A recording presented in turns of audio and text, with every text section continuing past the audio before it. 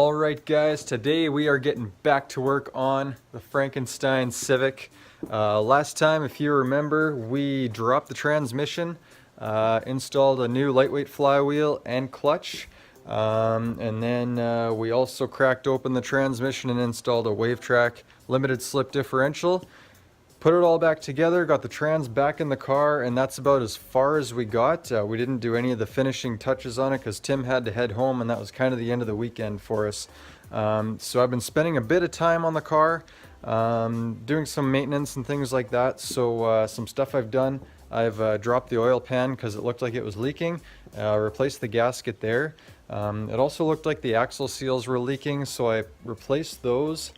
And yeah, just started putting everything back together. So everything is back together the way it was before we dropped the transmission. Today what I want to do is install my new brakes because I got all the parts that I needed now. So I got the front end all put back together. I haven't torqued down the axle nut yet, but everything else is done. This front suspension is all from Civic SiR, or I guess in the US it's a Civic Si, but it's all the same thing anyway.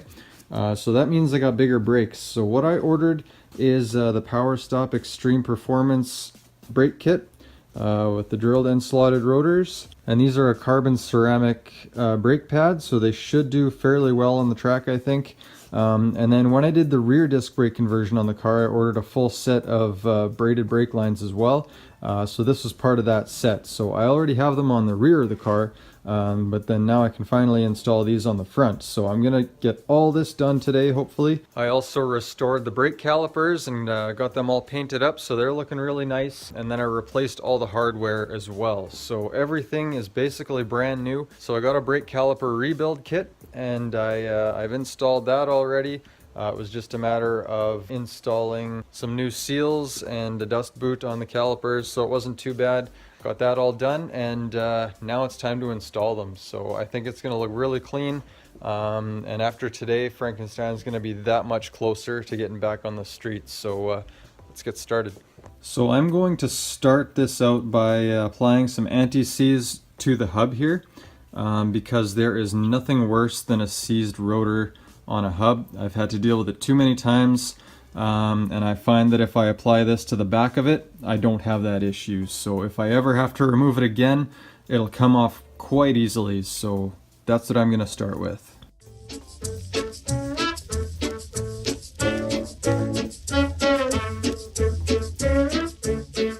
So now that that's done, I'm going to spray the new rotor with some brake clean.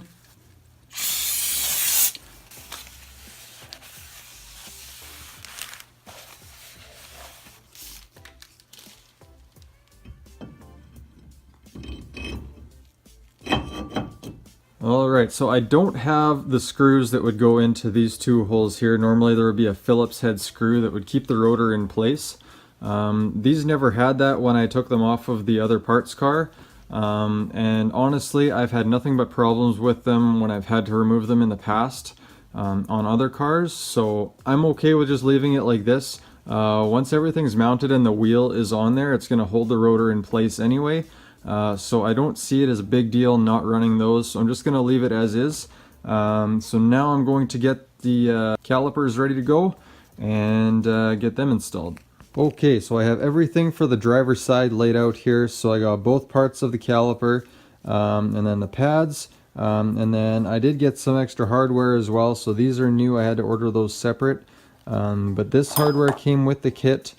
Came with some lubricant along with some new boots for the adjusters, so those are new as well. First thing I'm going to do is install the retaining clips, and then I'll take some of the lubricant and then just put it on some of the moving pieces, like on this part of the pad. You'll want to put some lubricant, slide it in place, and then we can get it bolted up onto the car.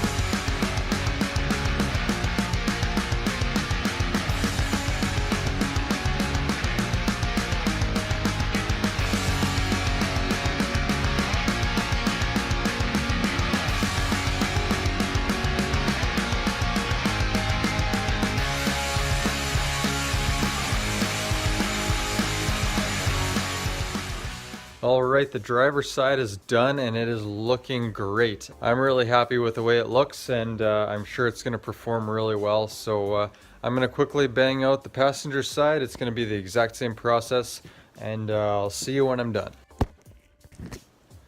All right, passenger side is now done, and it's looking really good too. Everything went together nicely. So what I'm going to do now is get those old brake lines off of there, and I want to get the braided brake lines installed. So I've been letting them sit for a little while with penetrating fluid because they're looking pretty rusty. I still don't know if that's going to be enough to do it. So something that I've also done is I'll take a hammer and a punch, and basically what I do is I come up here to where the flare nut goes into the line, and I'll just hit that with a punch a few times just to loosen it up a bit, and that usually ends up working. So as long as you use a flare nut wrench like this one, this is a 10 mil for these ones, it should come loose quite easily. If you're not using one of these, you're just going to cause yourself a headache because it's going to round. So my recommendation, always use a flare nut wrench when possible, and it should break loose. So I'm going to give this a try and we'll see what happens.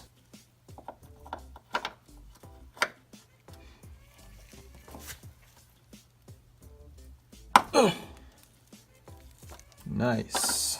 Okay, that's one side. Yeah, so it's turning and it's not rounded, so that one's good. That one should come off no problem. I'm going to quickly get the passenger side loosened off, and then I'm going to get to getting this clip off of here, and then we'll remove the line altogether, and then we'll see how the new ones fit.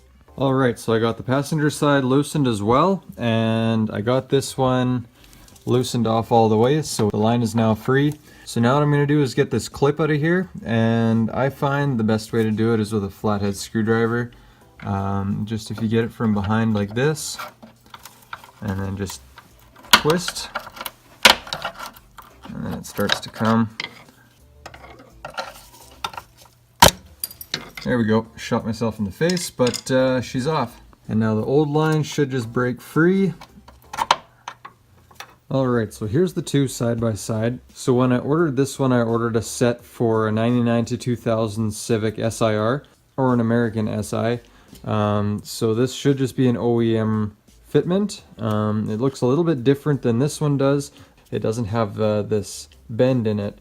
But the length appears to be the same. I held them both side by side and they appear to be the same length. And the mounting bracket's in about the same spot too. So they should fit okay. Just as long as this doesn't cause me any trouble. So I'm just going to mock this up in the car now and see how it sits.